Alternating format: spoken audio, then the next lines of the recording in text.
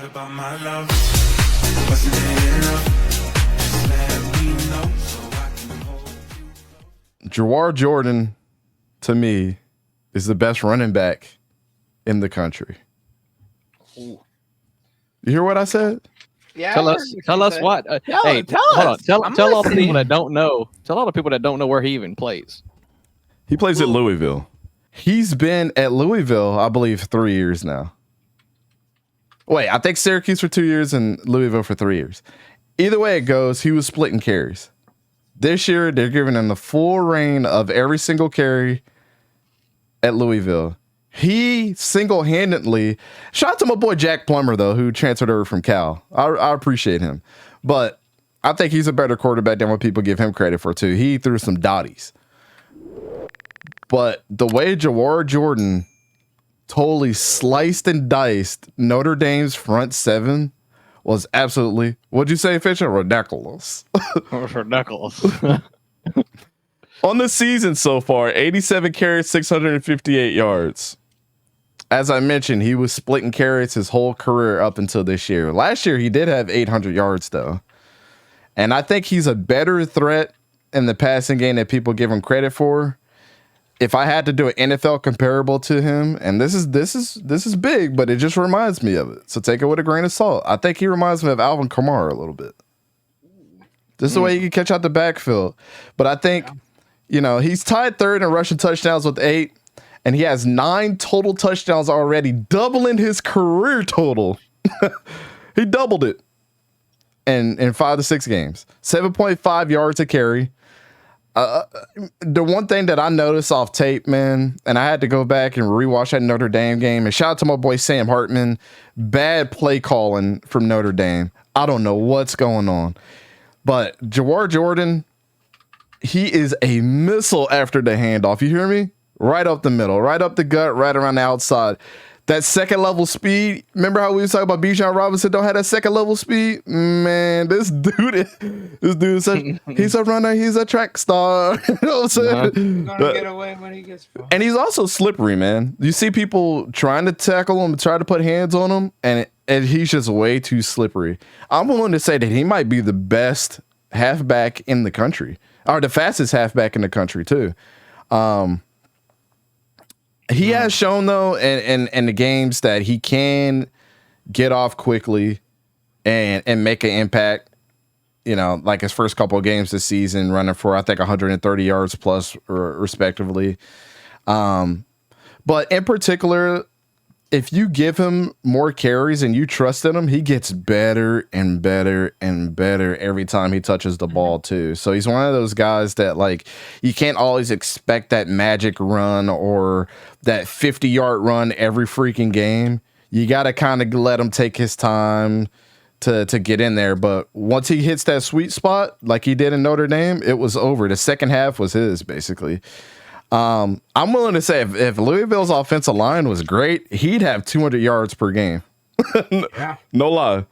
They're okay, but you could tell that they struggle. And if he wasn't fitting between the B and C gaps as tight as he, as tiny as he is fitting between those guards and tackles, they probably wouldn't be one of the best rushing attacks in the college football, and it's all because of him. But what makes this so impressive about last week, and I mentioned this before, is the linebackers for Notre Dame are no joke. Like, these boys can get off sideline to sideline, and they couldn't do anything against Jahwar Jordan. Yeah. My prediction for him, though, he may run for 300 yards against Pitt. I'm being completely honest with you. He may run for 300 yards. You might pull a Ray Davis, you mean? He might. Pitt's defense, they give up 128.4 yards rushing in their rushing defensive game. So, I don't know, ladies and gentlemen, if he ain't on your draft boards or not for your draft boards next year, I think he has to come out this year. But if he ain't on your draft boards, you better start putting him up there. Jahwar Jordan from Louisville is the real freaking deal. And if he gets close to 300 yards, I want you to come back here and spam in the comment section. We know we got the spotlight on him. We're paying attention, and we know who this kid is. So that was kind of my takeaway, man. I was super impressed by Jahwar Jordan. The only two running backs I think that could probably compare that play on that level, like the Power 5 level, is probably Jonathan Brooks and probably Devin Neal. Jonathan Brooks has been awesome, man. Awesome. But looking at Jahwar's carries though, like he doesn't get it. Like he's got less carries than Brooks, and he's got a little bit more than Devin Neal, but they got about the same amount of yards. But Jonathan Brooks has been amazing, but he's got the rock like 130 something times. Like they feed him, and they don't feed Jahwar like that. But yeah, as far as like production with the carries that they have, yeah, he is the number one. It's He's just incredible. if you're looking at numbers. Yeah, yeah, he's incredible, man. I mean, again, and if you haven't heard, just go look at how good Notre Dame's linebackers are. And how they've been. I mean, we got a little bit of a taste of that against the Navy game, and our rushing attack is no joke too. Yeah, they're for real. And they stymied them in that game. And they couldn't. I mean, I never really tell people to go do this, but just go watch the highlights of Jahwar Jordan against Notre Dame. You don't even need to watch all the snaps. And you watch the highlights. The dude is incredible, man. So yeah, he's definitely a dark horse, and I'm sure by the end of the season, when we start getting into the Doak Walker Award, his name might be creeping up there, especially Louisville making some noise, man. For sure. They're a better team than what we gave them credit for. That's for damn sure. Yeah. Last week I said, yeah, they put me to sleep, which at times they can if you watch them, especially like I said on Friday night. But if you watch Notre Dame, it's like, okay, Jeff Brom, Plummer, Jahwar. I'm awake now. All right, I see y'all.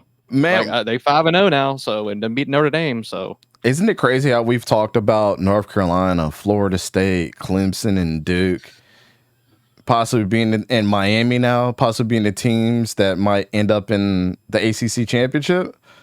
Man, Louisville, after they smacked down Notre Dame, they said, not so fast, sweetheart. They pulled a Lee course on everybody. They're like, hold up, wait a minute. That's not a conference win, but that's still a big win for the resume. Notre Dame plays pretty much everybody in the ACC every year. Yeah, all the good teams at least. So I mean, it's just like having an ACC win on your schedule.